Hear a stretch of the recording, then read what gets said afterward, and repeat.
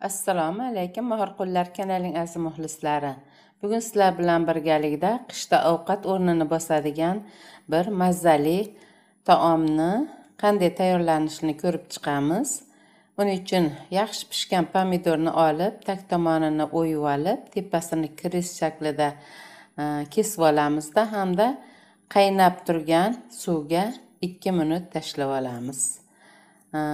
Pomidorni holatiga qarab tashlanadi. Po'sti ko'chishi bilan buni olamiz. Ozgina sovigandan keyin po'stini ajratib olamiz. Bu jarayonda oldingi tomatimizda ham ko'rishlaring mumkin. Baqlajonni uzun-uzun shaklda qirqib, ozgina tuz sepib, iliq suvda 20 minut, 15 minut ushlab olamiz. Suvga baqlajonni qorasi chiqadi. Agarda shu uvitmasdan soladigan bo'lsalaring, bu qilgan taomlaring tahirroq bo'lib qoladi. Pomidorimizni katta-katta bo'laklarga bo'lib olamiz. Pomidorlarimiz juda ham yaxshi pishgan, urug'i kam pomidordan. Men makka jo'xorinidan ham foydalandim. Uni pichoq bilan kesib olasizlar.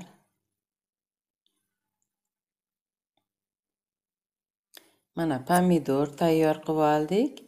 Baqlajon, piyozni uzunasiga bo'lib oldik.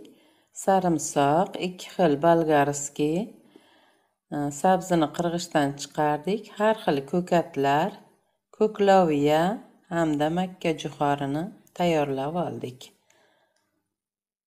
Qozonimizga o'tni yoqib, qozonimizni ozgina qizdirib, taxminan 10 cho'mishda yog' qo'ysalaring juda ham yaxshi bo'ladi.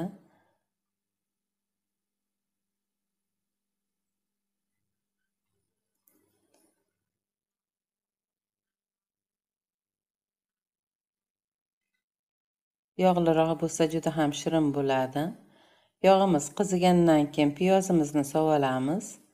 Piyozimiz uzunasiga to'g'ralganligi uchun bu taomimizda juda ham chiroyli ko'rinishga ega bo'ladi. Ozgina buni qovurib olamiz. Piyozimiz qovurilgandan keyin, ozgina qovurilgandan keyin piyozni ustiga sarimsoqni tashlab olamiz. Buni ham aylantirib ozgina qovurib olamiz. Ustiga qirg'ichdan chiqarilgan qizil sabzini solamiz. Qizil sabzini 4 burchak ham to'g'rasalaring bo'ladi. Men qirg'ichdan chiqarib oldim. Shunisini ma'qul ko'rdim. Oz-ozdan har bir masalliqni ustiga tuz sepib boramiz. Mana baqlajonimizni ham tashlab oldik. Uni ham yaxshilab aralashtirib olamiz. Yana tuz sepib olamiz. Oxirida keyin tuzni namagini ko'rib, o'zlaring tablaringga qarab tuzlab olasizlar. Men anorni juda ham yaxshi ko'raman. Shuning uchun har bir hovlimda, o'g'illarim hovlisida ham, qizim hovlisida ham anor bor. Juda ham katta, baland bo'lib o'sib ketgan, oralarini qirqib chiroyli qilib turamiz. Pomidorni soldik. Buni ham yaxshilab aralashtirib olamiz. Mana ko'rinishi. Endi ko'kloyamizni hamda jambilni sovoldik. Bolgarskilarimizni sovolamiz, 2 xil bolgarskimizni.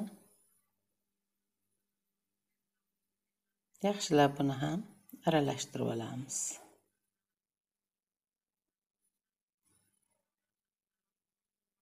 Rayhon bilan ukropni ham sovoldik, hamda makka jo'xorini oxirgi masallig'imizni ham solib oldik. Bularni ham hammasini baravar yaxshilab aralashtirib olamiz. Yana tuz sepib qaynatishda davom etamiz. Mana qaynab chiqdi. Juda ham chiroyli ko'rinishi,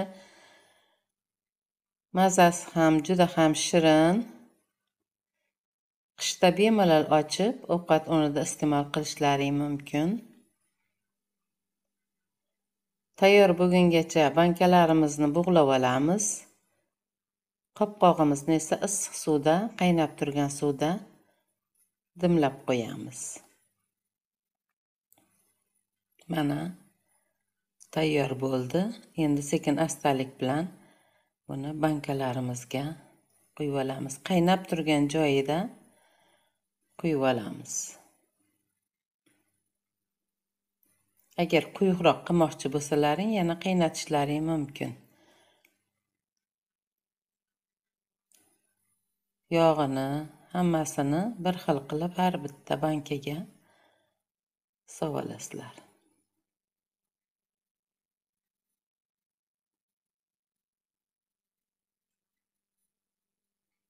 Oxirida ham mana yog'lari bir xil holatda qoldi.